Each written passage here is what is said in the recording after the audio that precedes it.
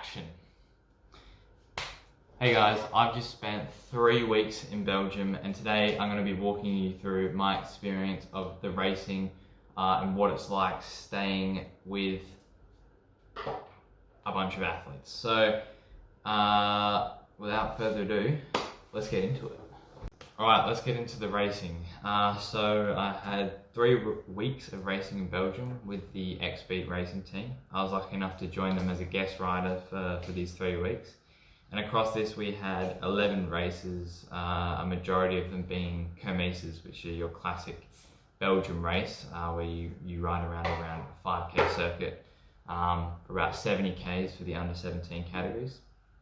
And then towards the end we had a tour, which was the Tour of Asen. Great experience, so let's dive into it. So the first few races were kermesses, and it's very aggressive racing over here, very different to Australia, so much bigger fields. So I mean, we're talking 70 to 80 riders, all the same age, which is in the under 17 category.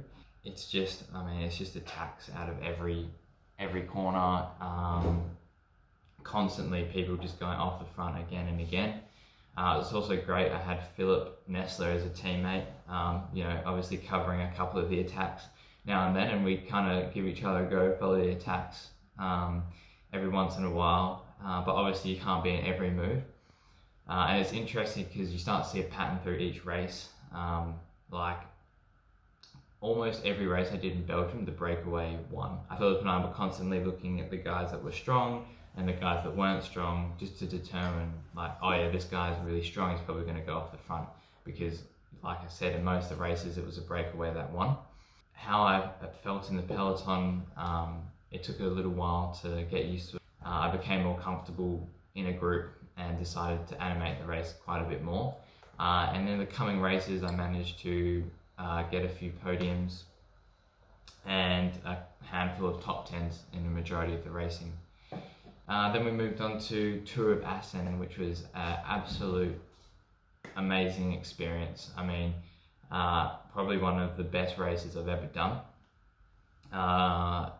Huge crowds from all over the world, I think 22 different countries. Now this made it interesting as you're pretty much racing the best riders in the world in this tour.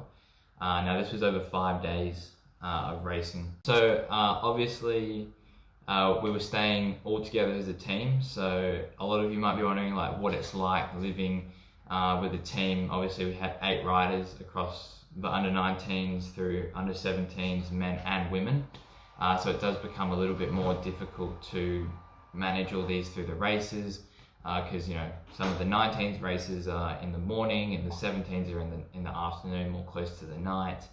How do the meals work? So it was quite interesting to experience this. Obviously planning and preparation was a huge key for me. I would plan my meals and do a lot of pre-prep, so when I come home late from a race I can just grab it from the fridge, rice, chicken, some veggies, roast veggies, whatever, chuck it in the pan, mix it up, and I have a meal ready to go. A lot of the time we would try and help each other out where we can, help each other out with doing mechanics, finding bike shops around, giving out bottles to each other during races. And obviously it's great having someone who has raced before you, because then you can brief them what the course is like, what are the small nuances, because it's great, you get to see the map, maybe you get to pre-ride the course, but it's never the same racing a course and riding the course. So it's great to have someone there just saying, oh yeah, there's, because you're doing 40, 50 k's an hour, there's a pothole, it's quite small, but when you're doing 40, 50, it feels quite, quite decent. And small things like that. But overall it was a great crew that we had, and it was a great experience to, feel what it's like living with a team, living with each other in a shared house, because really that's what you're looking at. If you're racing Conti or you start to go up, you're going to be sharing places, sharing cooking, cooking responsibilities, cleaning, just all the small things. Thanks for watching, guys. If you've made it this far, please subscribe and like so I can put out more content like this.